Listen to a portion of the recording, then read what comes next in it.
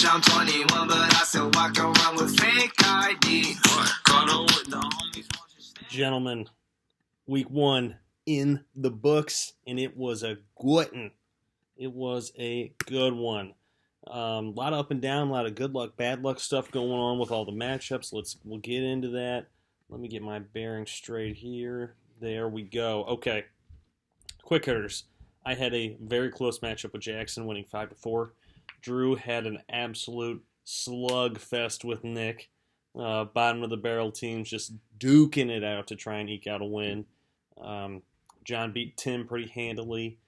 Sawyer beat up on Chris, and Alec and Tom had the closest matchup of the week, an absolute duel. Tom coming out on top in that one, 5-3.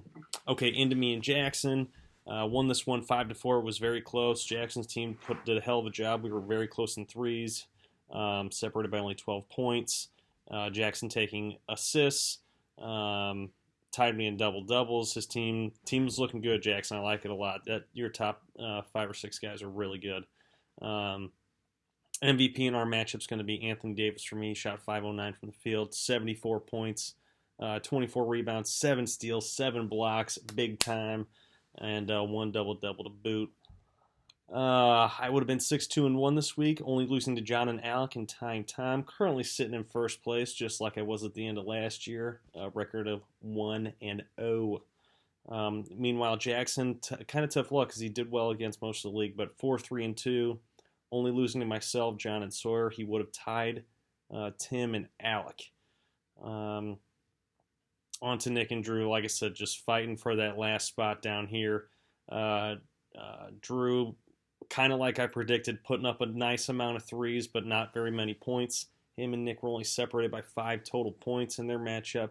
But Drew took both of the stock categories, only separated by 1 block and 2 turnovers. So this definitely could have gone either way, but either team just needs a lot more offensive firepower. It is also the first week of the season, missing that only a 6-day week as well.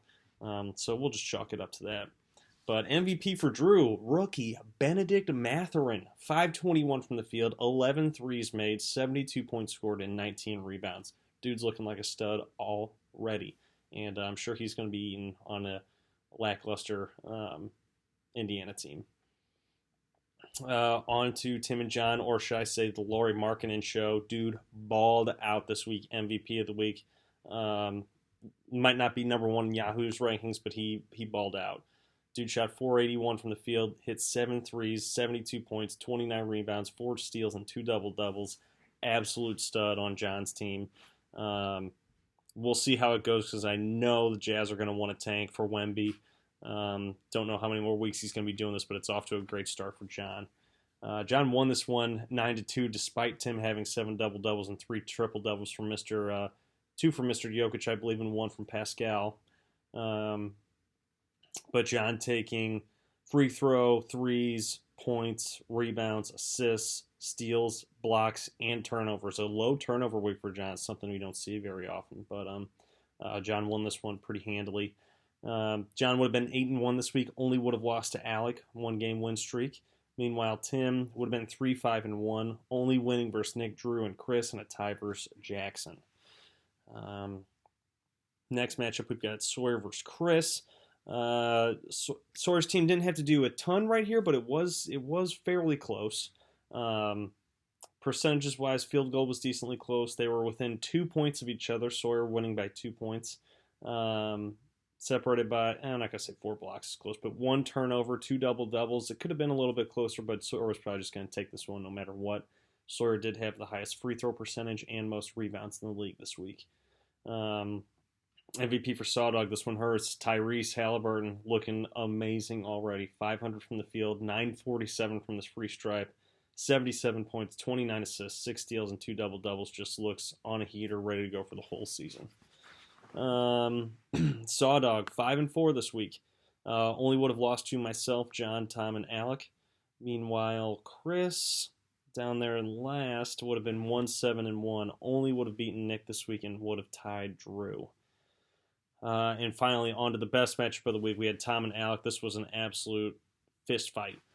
Separated by 5 tenths, thousandths of a percentage point in field goal, separated by less than 16 points, tied in rebounds, 4 steal difference, 2 block difference, tied in tied in turnovers, only 2 double-double difference. Could have gone either way, but Tom ends up pulling this one out because, in part, of Darren Fox.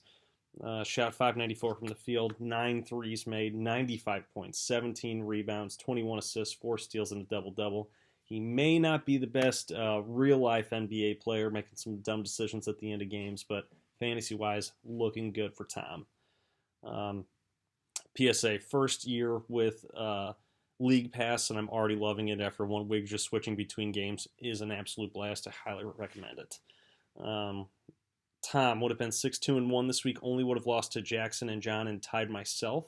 Meanwhile, hard luck for Alec, who would have been 7-1-1 this week, only would have lost to Tom and tied Jackson. Ended up facing Tom, unfortunately, but them's the breaks, boys. Number 1 player of the week. I think I'm gonna try and change this eventually because it's always Jokic. Not that we shouldn't praise his overall game because it's amazing, but he's always number 1. Based off our league rankings, but dude averaged 24.0 points, 10.7 rebounds, 9.7 assists, 1.3 steals. You can't not pick him.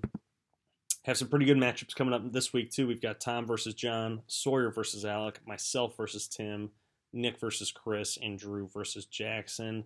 That's all for week 1, boys. Keep setting the lineups. I'm liking all the activity out on that wire. It's looking good. It's looking a little thin, to be honest, and that's not as fun, but keep at it. Good season ahead.